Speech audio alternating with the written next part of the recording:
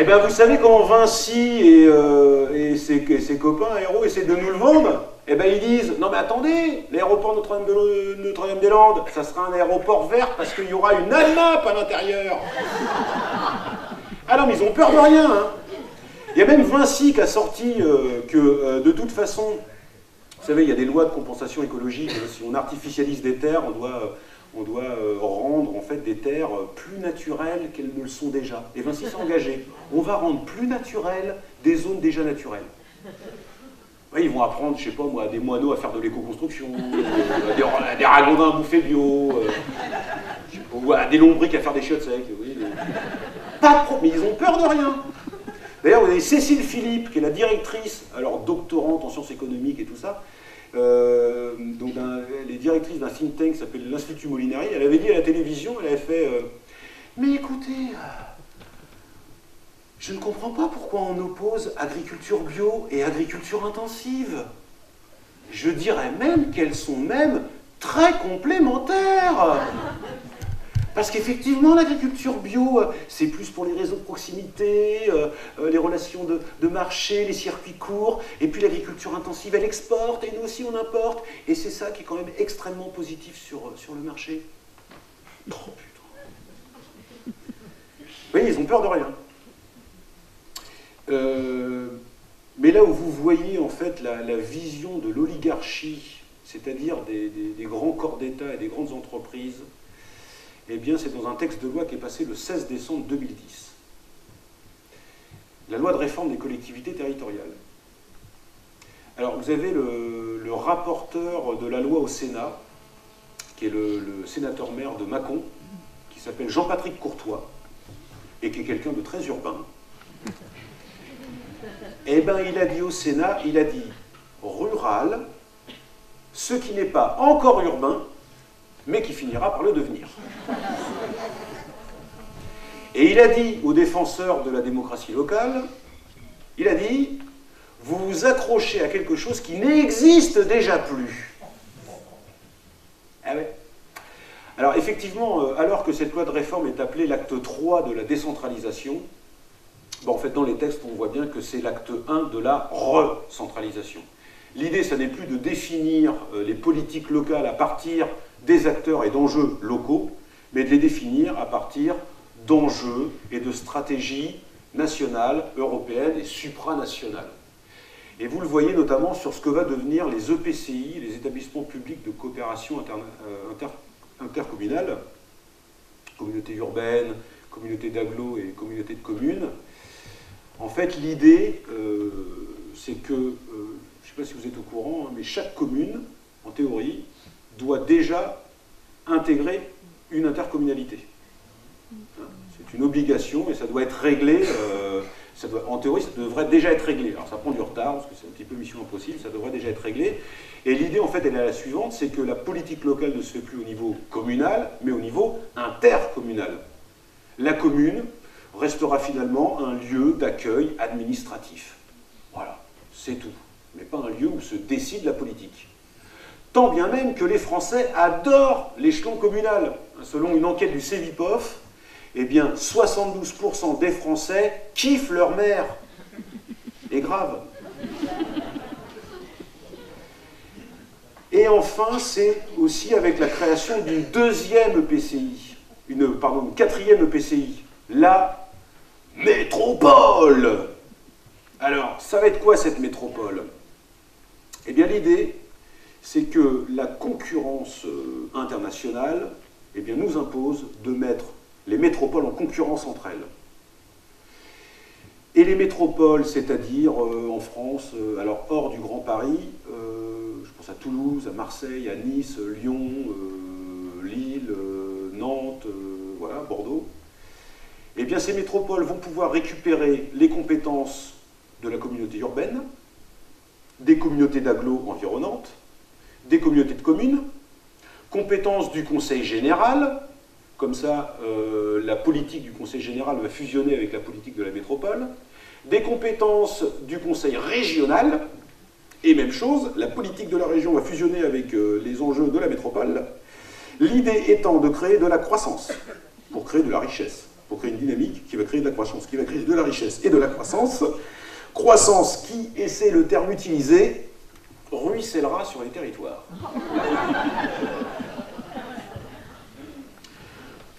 Autant vous dire qu'on va se prendre les eaux boueuses.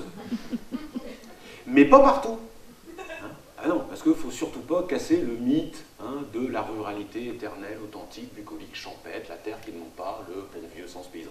Pour les gens de la ville. Bon voilà, ça c'est le socialisme institutionnel. Mais c'est pas le plus grave. Parce qu'en fait, un système de domination, là où il est le plus sournois, c'est pas quand il est à l'extérieur de nous. C'est quand il est à l'intérieur de nous.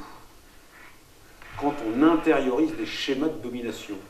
C'est ce que Hamé, H-A-M-E, et Ekoué, E-K-O-U-E, du groupe La Rumeur, appellent « la meilleure des polices ne porte pas d'uniforme ».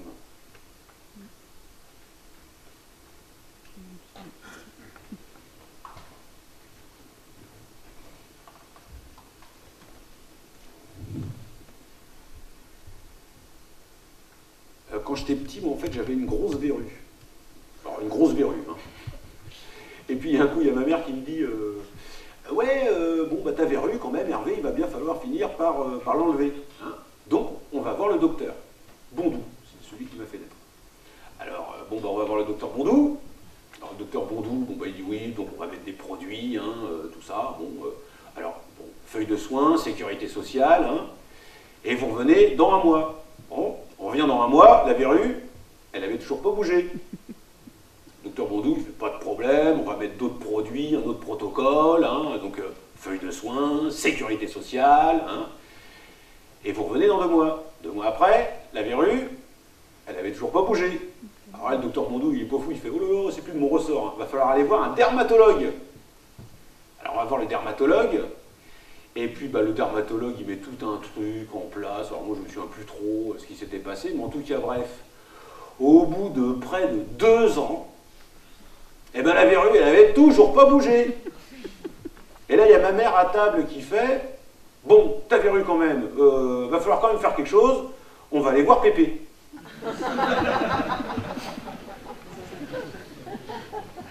Attends, au bout de 2 ans, là... Ouais, parce que mon Pépé, il touchait le feu. Il y en a qui touchent le feu ici? Dans la salle? Non, personne? Ouais, mon Pépé, il touchait le feu. Alors ma mère, elle s'est dit, bah tiens, il touche le feu, bah, peut-être bien qu'il touche les verrues. Vous voyez? Alors du coup, bah, on va voir mon Pépé. Et puis, bah, déjà, il était content de nous voir. Ah ouais. Et bah, il fait un petit gris-gris, vous savez, vous faites une petite prière, des trucs, moi je m'en souviens même pas d'ailleurs. Bon, et puis, voilà, et puis en fait, 3 mois après, il y a ma mère qui me fait à table, elle me dit « Ah bah au fait, ta verrue, ça donne quoi ?»« Ah bah oui, dis au fait, ma verrue. » Je regarde, plus de verrue. Ma verrue s'était barrée dans des landes ou des marais, vous voyez, de Brocéliande. Bon, et ben ça, en fait, c'est ce que Pierre Bourdieu appelle la violence symbolique. C'est un mécanisme de domination qui fait qu'on utilise les outils de pensée du dominant plutôt que nos propres outils de pensée. La violence symbolique, c'est de mettre 2 ans pour aller voir Pépé. Ah ouais, on a tout ce qu'il nous faut, on a tout ce qu'il fallait. Vous savez, en fait, toucher le feu, c'est ce que Michel Foucault appelait les savoirs assujettis. Ce sont des savoirs dont on sait qu'ils fonctionnent, mais qui ne sont pas conceptualisés, qui ne sont pas formalisés. Mais on sait que ça marche. Et d'ailleurs, toucher le feu, ça marche. Enfin, c'est incroyable d'ailleurs ce truc. Mais ça marche. Les sourciers, ça marche. Et ça, c'est issu en fait du savoir populaire. Voilà. En plus, ce qui est marrant, c'est que c'est la sage-femme, à la naissance de mon grand-père, qui a dit à ma grand-mère que ce petit-là avait un don. Alors, je ne sais pas si c'est encore dans le programme de formation des sages-femmes, mais en tout cas, ça serait quand même bien utile. Bon, et puis bah, ce savoir-là, eh ben, il a disparu. Il paraît qu'il y aurait un petit enfant qui l'aurait. En tout cas, c'est pas moi, parce que moi, quand je me brûle, je me brûle. Je sais pas faire ça marche pas. Et voilà, et puis bah ouais, mes grands-parents sont partis. Puis En fait, nous, dans notre famille, les grands-parents, c'était le noyau familial. C'est là où, c'est autour de mes grands-parents qu'on se retrouvait avec mes tantes, mes oncles, mes cousins, mes cousines. Et quand mon pépé, en fait, est mort, c'était le dernier des grands-parents, ma mère, elle a décidé, pour éviter que la famille s'éparpille et qu'on ne se voit plus, elle a décidé d'organiser une petite fête au petit coin de l'anneau pour que tout le monde se retrouve. Mais vu que ma mère, elle avait toujours une petite idée derrière la tête, elle s'était dit, je vais en profiter pour faire passer une pétition pour faire valider la barrière en bois. Attendez, mon père était syndicaliste, hein, délégué du personnel, tout le bordel et son train, quoi. Moi, je dirais même que cette histoire de pétition, ça devenait un référendum contre le régime patriarcal dans lequel vivait ma mère. Cette histoire de barrière, ça commençait à branler dans le manche sérieux, quoi. Hein. Bon, bah ça, c'est ce qu'on appelle un conflit d'usage de la ruralité. Alors, un grand classique. Hein. Et ma barrière, elle sera en bois, et ma barrière, elle sera en ferraille, et le droit de passage, qui c'est qui l'a, et qui c'est qui a bougé la balise du géomètre, et qui c'est qui a taillé la haie, t'as pas le droit de peindre ta maison comme ça. Vous savez, tous ces petits conflits hein, dont à la télévision, il y a eu pas mal d'émissions, je sais comment ça s'appelait, Sans aucun doute, là, hein, qui faisait ça, là, beaucoup, là, tous ces conflits. Hein. Alors ça, c'est un grand classique. Qui fait que d'ailleurs, vous savez, souvent on se dit on se retrouve souvent entre convaincus. Ben moi, il y a des moments donnés, je me suis retrouvé, ouais, j'avais le sentiment d'être entre convaincus, puis finalement, pas tant que ça. On se retrouvait sur des conflits d'usage, de pensée, dont j'avais pas soupçonné l'existence. Par exemple, un coup, j'ai eu une copine qui était de la région parisienne et qui s'installait en Bretagne, et elle avait un grand désir de campagne. Moi, j'étais un rural, moi, j'avais un grand désir de copine. Bon, on était sur la même longueur d'onde, hein, tous les deux, hein, bien branchés, plutôt, voilà, écolo, nature, tout ça, puis c'était cool, hein, moi je l'aimais, elle m'aimait, on s'aimait, c'était génial. Et puis, à un moment donné, alors qu'on roulait en voiture, il y a une espèce d'odeur de purin, vous voyez, un truc mignon qui prend le nez. Et elle, au volant, elle fait comme ça sent bon. Alors moi, à côté, je fais oh, tu rigoles ou quoi là? Oh non, oh celui-là, dis donc, oh, ça pue quand même. Puis alors, elle se tourne vers moi, elle me dit bah non, écoute, je comprends pas pourquoi tu dis ça. Ça sent bon quand même, ça sent la campagne. Oh non, arrête, putain, c'est dégueulasse, oh non, celui-là, oh là là, ça pue, putain. Bon, alors, vu que vous vous doutez bien qu'en fait, nos rapports aux odeurs des cacas de nos amis les bêtes sont quelque chose de tout à fait subjectif et très personnel, d'accord, je vous propose, pour qu'on se rende compte qu'en fait, on est quand même tous différents, je vous propose qu'on fasse un petit jeu. C'est le jeu du bah. Je vais vous proposer des noms de caca de nos amis les bêtes. Et puis voilà, en fonction si vous aimez ou vous aimez pas, hein, comme ça on va mutualiser nos rapports aux excréments d'animaux. D'accord? Pour voir qu'on est tous différents. Et on a le droit. Hein, on a le droit d'être tous différents. D'accord? Ça vous dit? Allez, attention, on commence. Le crottin de cheval. Tout le monde aime ça. C'est génial. Ah oui, non mais voilà, c'est surprenant des fois. Bon. La fiente de poule. Ok, personne n'aime ça. Les crottes de lapin. Ah là voilà, il y en a qui mangera bien l'apéro, d'autres non, vous voyez. Il y a de tout. Les crottes de biquette. Ah ouais, vous voyez, là c'est vrai, on est tous différents, mais on a le droit, il n'y a aucun problème. Hein? Attention, la bouse de vache. Ah voilà, là il y a du bas, il y a des... Et le lisier de porc. Ouais, et ben moi ce que je chantais c'était du lisier de porc. Hein. Et moi le lisier de porc j'avais goûté une fois. Si. Oui, et goûter n'est pas un vain mot. Hein. Bon, je vous raconte brièvement, j'allais à la fête de la musique avec des copains. En fait, on était en campagne, avant de monter dans la voiture, j'avais envie de pisser, puis vu que j'allais en ville, j'allais être emmerdé pour pisser. Bon, je suis désolé, c'est le moment pipi-caca de la conférence.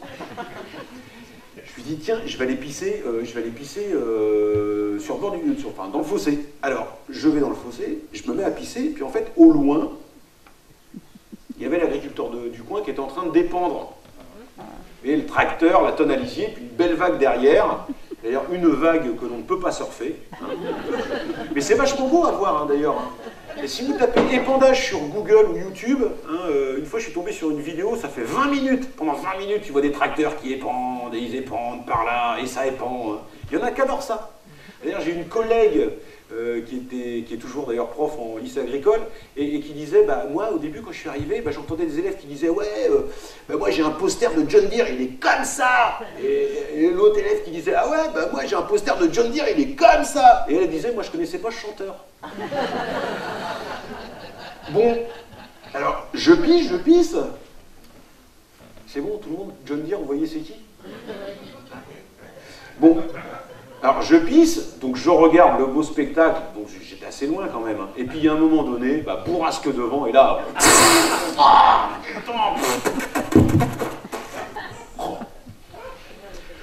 Alors moi qui espérais en allant à la fête de la musique de pourquoi pas rencontrer une charmante jeune fille, pourquoi pas conclure et construire une belle histoire d'amour, mais... Bon, si je raconte tout ça... c'est parce qu'on a tous des histoires différentes et qui fait que c'est ça qui nous construit. Moi, mon histoire, c'était qu'à force d'être en contact avec les odeurs des excréments des animaux, bah, j'avais réussi, malgré moi, à différencier ces odeurs. Et puis, quand on arrive à différencier ces odeurs, bah, malgré nous, on hiérarchise. Il y en a qu'on aime moins, il y en a qu'on préfère. Vous voyez, hein? Elle, dans sa situation, bah, venant de la ville, elle n'avait pas eu le temps d'expérimenter tout ça. Elle n'avait pas eu le temps de différencier et encore moins de hiérarchiser. Elle prenait la moindre odeur pour le même packaging, campagne. Et en fait, dans cet exemple-là, en fait, le gros compte dominant, bah là, c'était moi. Ça serait trop facile si le rural était toujours le gentil dominé. Hein. D'ailleurs, c'est ce que Norbert Elias, hein, sociologue allemand, dit, voilà, les relations de domination sont des questions aussi qui est établi ou outsider dans une situation. Là, j'étais l'établi. Je maîtrisais les codes et les règles de mon environnement. En fait, je niais une partie de son identité. Voilà un conflit d'usage qui fait que, en fait, j'étais pas réceptif tout simplement à son histoire. Bon, alors là, c'est anecdotique, hein, mais ce qui est le plus difficile, c'est quand ça devient politique. Vous connaissez Pierre Rabhi? Oui. Ouais. Génial, Pierre Rabhi. Oui. Hein, tout le monde connaît Pierre Rabhi ici ou... Ouais, alors agriculteur, philosophe, expert en développement, paysan, écrivain. Hein. Bon, de toute façon, c'est pas compliqué. Moi, j'ai une période dans ma vie, pour calculer ma circonférence, politique, eh bien, c'était comme en géométrie. Deux pierres. Pierre Bourdieu et Pierre Rabhi. Bon, et une fois, j'ai été voir Pierre Rabhi. Alors la première fois que je l'avais vu, c'était le père de Gwen qui l'avait fait venir à Châteaubriand. J'avais 17 ans, je vais voir un mec, je n'avais rien compris, je m'étais pris une grosse claque, très agréable. Et après, j'avais été le voir en fait à l'École supérieure d'agriculture d'Angers. L'ESA d'Angers, vous imaginez le coup. Donc tu avais un amphi qui était plein à craquer, vous voyez le coup, Pierre Rabhi à l'ESA, quoi. Alors voilà, on était tous là, puis alors on buvait ses paroles, c'était génial, et il racontait notamment cette anecdote qu'il raconte assez souvent. C'est une journée de travail où il était avec un gars du coin, et où ils avaient coupé du bois. Et puis à la fin de la journée, tous les deux sont assis, et Pierre Rabhi a devant lui un chêne magnifique, ce chêne en fait avec derrière le coucher de soleil, et Pierre Rabhi raconte dans quelle extase méditative ça l'avait plongé, et il disait que c'était essentiel d'être sensible à ça parce que le beau nous grandit. Et en fait, donc Pierre Rabhi raconte ça, et puis il se tourne vers le gars du coin, et il lui dit à son copain, il lui fait « Tiens, regarde. Et le gars du coin, il dit, oh ouais, dis donc, il y a au moins 10 terres.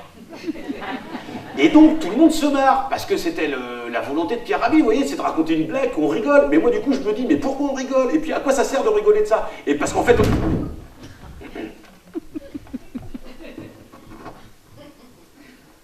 Bon, en fait, c'est à ce moment où, selon l'expression bien connue, je suis tombé sur le cul.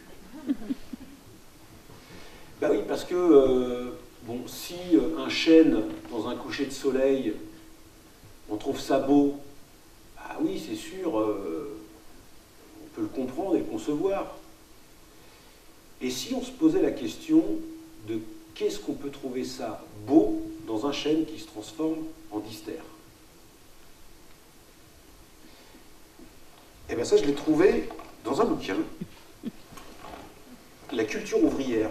Alors, en fait, c'est un bouquin de Michel Verret. Je suis passé complètement à côté quand j'ai fait mes études de sociaux. Et en fait, c'est le fondateur du département de sociaux dans lequel j'étais.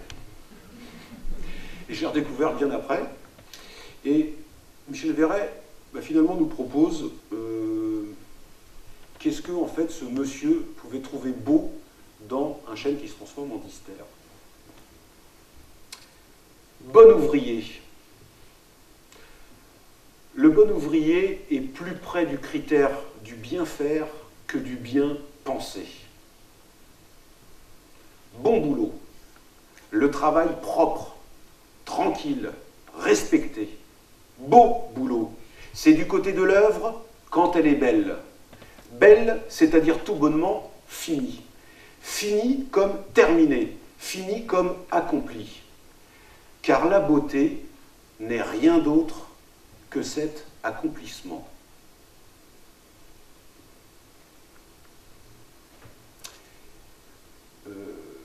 On a le droit d'avoir des goûts et des dégoûts différents. Le problème est de penser que ses propres goûts sont supérieurs à d'autres goûts.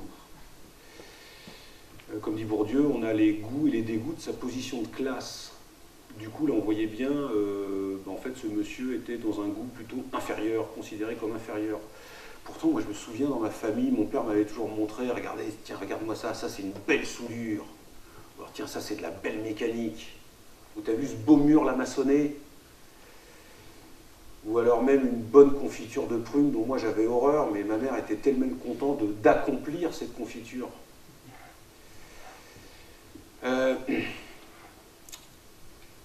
En fait, j'en viens à l'atterrissage de cette conférence.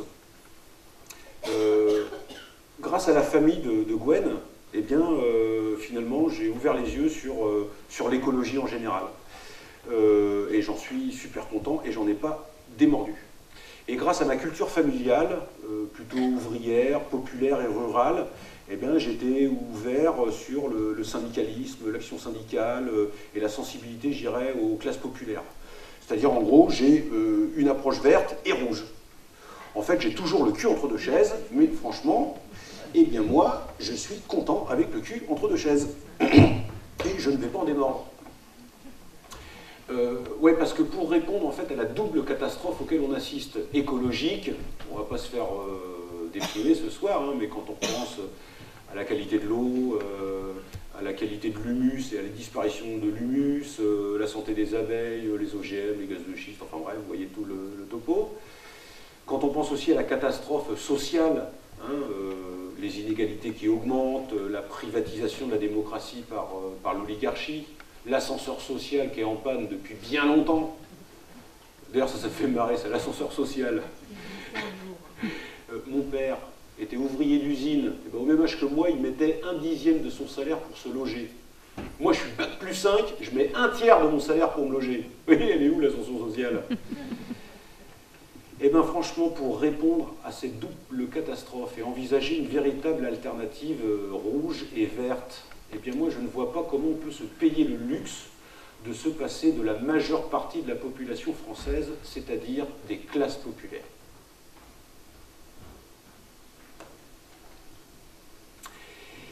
Et là, je vois 3 trucs. Alors, soit une révolte des rustos, soit un rassemblement des cocus, ou soit une convergence des rustres.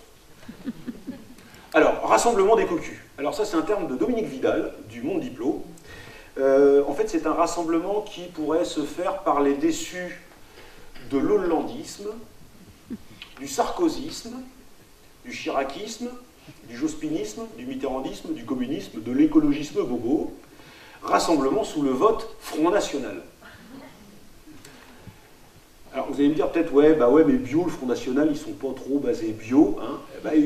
Donc je disais ça, il y a un ancien, une fois, qui me dit, ah ben moi, je connaissais des bio, c'était des pédélistes.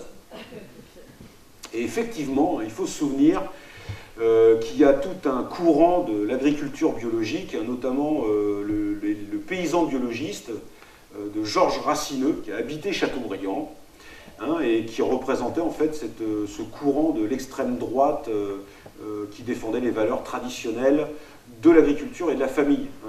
Lui, il refusait en fait la modernisation de l'agriculture parce qu'en faisant venir de la mécanique, eh bien, on faisait venir des valeurs de la ville, du monde ouvrier, c'est-à-dire des valeurs du communisme. Il valait mieux s'en préserver. Bon, puis aussi, vous savez, c'est tout ce discours autour du vote ouvrier Front National. Hein, là, ça partout à la télé, les ouvriers qui votent Front National, qui ne votent plus à gauche, mais... Alors là, attention, Annie Kollowald, qui est une sociologue, a fait une enquête là-dessus, et voilà ce qu'elle nous rappelle. Il y a 3 formes de mobilisation électorale. Tout d'abord, il faut s'inscrire sur les listes. 1/3 des ouvriers ne s'inscrivent pas sur les listes électorales. Deuxièmement, il faut voter pour quelque chose. 1/3 des ouvriers s'abstiennent de voter. Et ce qui fait dire en fait à Annie Kollowald que le premier vote ouvrier, eh bien c'est l'abstention. Et là, ça change complètement la donne. Et puis en plus, des ouvriers en fait qui votent à droite, ça existe, ça a toujours existé, et c'est souvent cette partie d'ouvriers qui tantôt vont voter droite, extrême droite, revenir à droite, extrême droite, etc., qui fait changer tout ça. Bon, ça c'est le rassemblement des cocus. Sinon, alors plus péchu, vous avez la révolte des Rustots. Alors la révolte des Rustots, ça serait sur le modèle d'une révolte allemande du XVIe siècle, hein, entre 1524 et 1526. Alors c'était bien ça, c'était la belle époque. En fait, c'est une alliance donc de populations rurales, de paysans, d'ouvriers, d'artisans, de petites bourgeoisies, qui ont décidé en fait de s'en prendre à la bourgeoisie et à la noblesse. Alors ils avaient des méthodes assez péchues. En gros, l'idée c'était de foutre des grandes tapes dans la gueule à la bourgeoisie et à la noblesse, comme ça ils n'allaient pas recommencer. Hein. Donc c'était une philosophie de l'action directe assez violente. D'ailleurs, vous avez un prêtre qui s'appelle Thomas Münzer, hein, qui est une figure qui a été reprise. Eh bien, lui, il considérait que la bourgeoisie l'empêchait de faire son boulot, parce que son boulot, c'était de faire accéder au salut aux classes populaires. Et c'était la bourgeoisie qui l'en empêchait. La bourgeoisie l'empêchait de faire son travail. Et il avait aussi une philosophie de l'action violente, hein, à base de torture. Bref, on coupe des têtes. Hein, voilà. Bon, on a la révolte des Rustots. Sinon, on a la convergence des rustres. Alors, vu que c'est le titre de la conférence, oui, je pencherai plutôt un petit peu là-dessus. En fait, ça serait une convergence, finalement, vers quoi? Eh bien, vers une écologie populaire, mais radicalement populaire. J'irais même populaire dans le sens de pour tous, pour les classes populaires, mais aussi pour les petites bourgeoisies. Parce que pour l'instant, l'écologie, elle est bourgeoise. Ah oui, déjà, quand on regarde qui vote vert, ce sont plutôt les classes bourgeoises. Quelle est la région qui vote le plus vert? Ben, c'est l'Île-de-France. Hein, c'est le Grand Bourg. Et ça, c'est le syndrome, c'est je me ressource en votant vert. Hein. Oh, ça fait du bien de voter vert! Oh, bon, ben, il faut que je me mette, j'ai mon RER à 13h27. Bon, et puis aussi, d'un point de vue économique, les produits de mieux-disant environnemental, les produits bio, sont globalement orientés vers la demande solvable. En fait, en plus, les produits bio deviennent un enjeu de consommation de haut standing, parce que c'est classe de manger bio. là, il est un problème majeur, c'est-à-dire avec le développement de la bio, le gros problème, c'est que vous avez des industriels qui se sont enfournés là-dedans et qui fait qu'on en perd un petit peu la philosophie initiale, mais qui existe toujours. Parce qu'en fait, la bio, ça n'est pas une niche économique de haut standing, c'est un modèle de société. Et l'idée, si on veut vraiment défendre la bio, eh bien, c'est de reconnaître ça, c'est-à-dire notamment que vous avez des produits bio espagnols ou italiens qui profitent de la main-d'œuvre clandestine. Vous pouvez regarder les travaux de Philippe Baquet récemment, dans un ouvrage sur la bio-business. Voilà, défendons la bio, critiquons-la. Tiens, d'ailleurs, vous connaissez cette notion d'empreinte écologique? Il faut savoir, enfin, osons critiquer ce qui existe dans l'empreinte écologique, ça c'est génial. Parce que, écoutez, vous pouvez être patron de Monsanto, patron ou actionnaire ou membre du conseil d'administration de Monsanto, de Veolia, de BNP Paribas, de Aventis, d'Areva. Eh bien, il suffit que vous prenez des douches, que vous bouffez bio, vous allez en vélo au boulot, et vous avez 1, 2 ou 3 maisons bioclimatiques, vous avez une super bonne empreinte écologique. Alors même que dans le cas de vos boulots, vous passez votre temps à pourrir la faire chez le monde. Ouais, faudrait. Ça, c'est tout le problème. Vous voyez, l'empreinte écologique, ça mesure l'impact de l'homme sur les ressources naturelles. Et c'est l'homme qui est responsable du réchauffement climatique. Et c'est l'homme qui est responsable de la destruction de la couche d'ozone. En fait, cette notion d'homme est un... Alors, en plus d'être sexiste, c'est un concept dépolitisé et dépolitisant, qui sert à noyer le poisson. Ça nous empêche de penser que les humains, et non pas l'homme, mais les humains sont traversés par des intérêts, par des stratégies, par des luttes et des conflits de classe. Oui, la lutte des classes, elle existe, bien sûr. Ça, c'est pas moi qui le dis, c'est Warren Buffett. C'est l'actuelle 3e plus grande fortune au monde. Il a dit ça en 2006, alors qu'il était d'ailleurs la première à l'époque. Il a dit, bah oui, bien sûr, la lutte des classes, elle existe, et c'est la mienne, la classe des riches, qui menons la guerre, et nous sommes en train de la gagner. Alors, si on ne veut pas se faire bouffer, je reprendrai ce terme-là de l'écologie qui fonctionne beaucoup, là, c'est il faut décoloniser notre imaginaire. Vous avez entendu parler de ça, Serge Latouche, là, qui reprenait ça, d'ailleurs, d'une expression de Castoriadis, il faut décoloniser notre imaginaire. Alors les écolos le pensent souvent par il faut avoir de l'imagination, proposer des nouvelles utopies, des nouvelles pratiques. Et ça, moi j'ai l'impression qu'on sait faire. Mais je le verrai sous un autre sens. Décoloniser notre imaginaire, c'est aussi percevoir le révolutionnaire déjà existant.